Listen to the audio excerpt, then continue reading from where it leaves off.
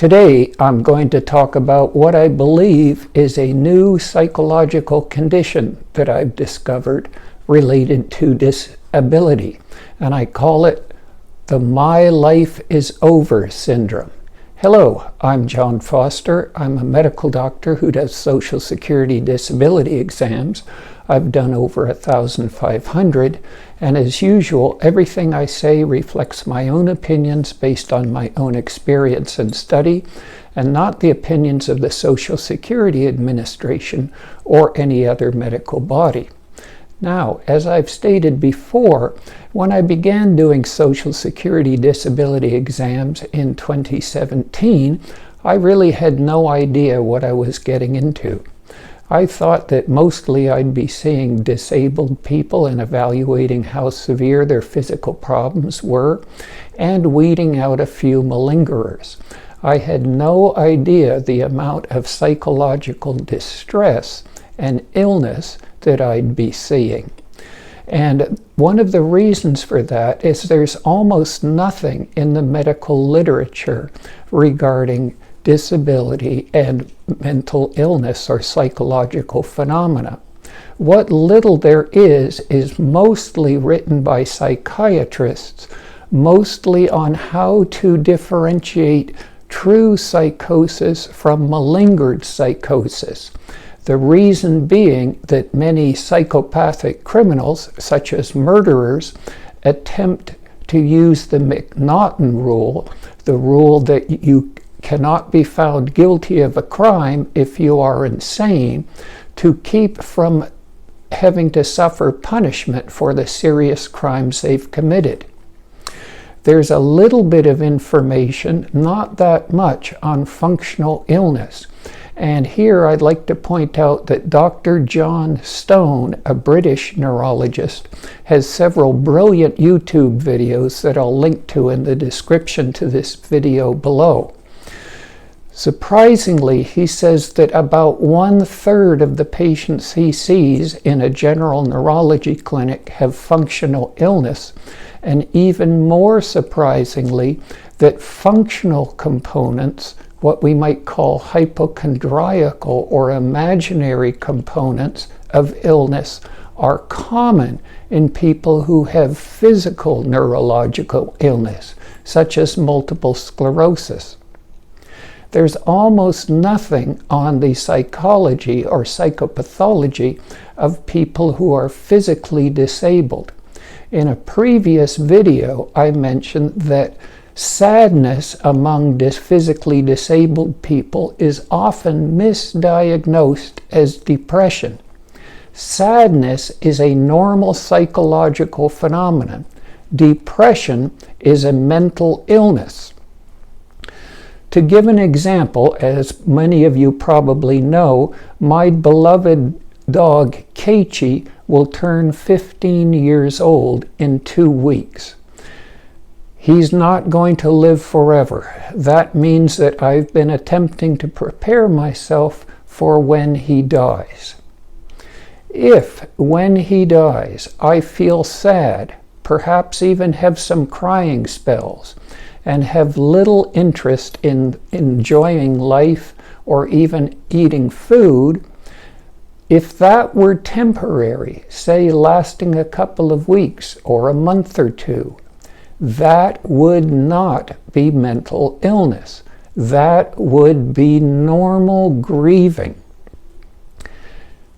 If, however, I was still experiencing the same phenomena 2 years after his death, that would be a mental illness. That would be depression.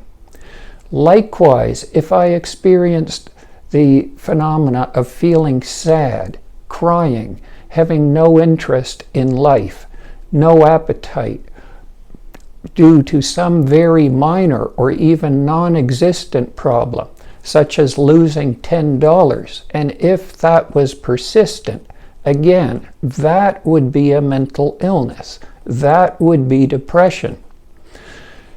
So many people are prescribed antidepressants these days, and in more than half of them, the antidepressants have no effect. I suspect that many of those people are not depressed. They are sad, and I don't think that antidepressants have much effect on normal sadness, whereas they are much more likely to have a good effect for clinical depression. One of the first things that I discovered, which I don't think has ever been reported in the literature and may actually be a new discovery, is that physically disabled patients are sad and functional patients are mad.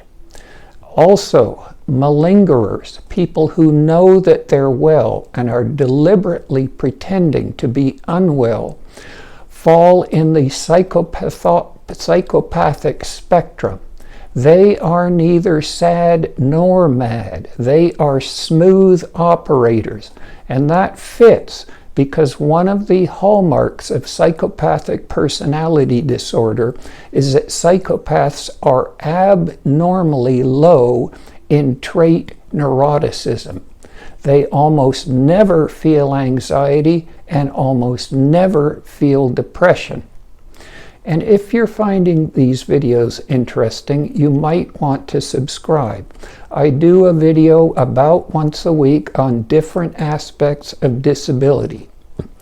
Now, my new syndrome was crystallized by several patients I saw when I spent a day doing disability exams last week, and I call it the "My Life is Over" syndrome.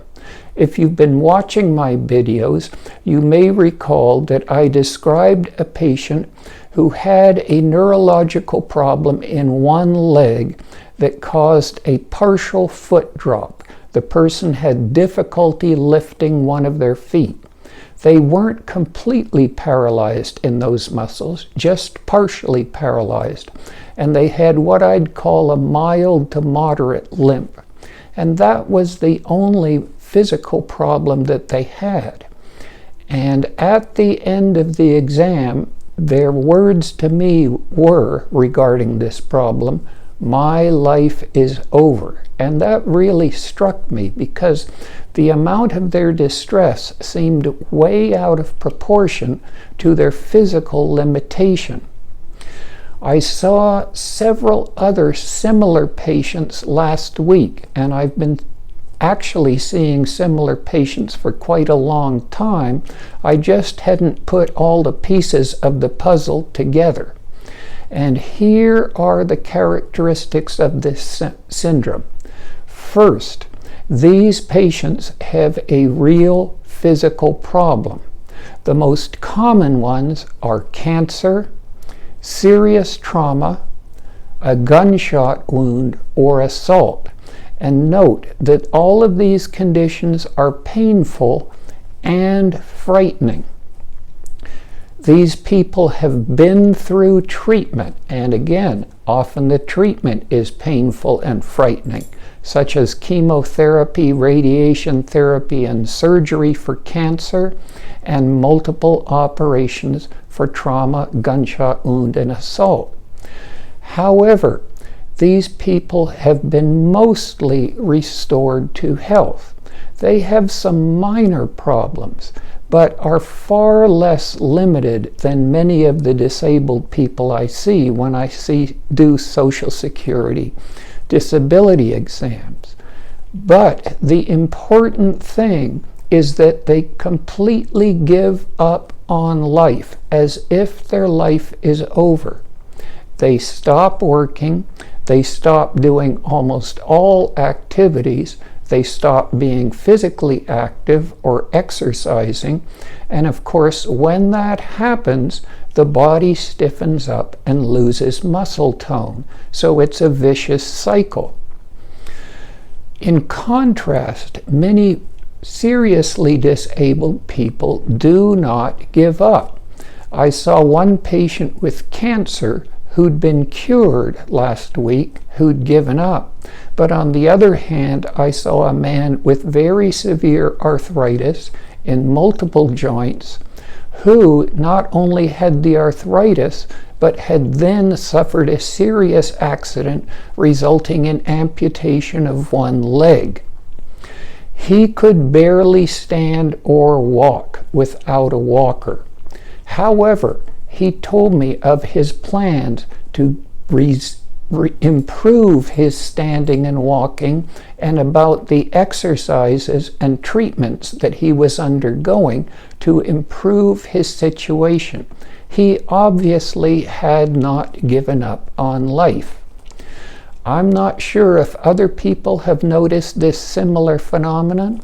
If you have, I'd appreciate if you leave a comment. If you think I'm totally off base or crazy, I'd appreciate it if you'd leave a comment too. And as always, remember, if it happens, it's possible.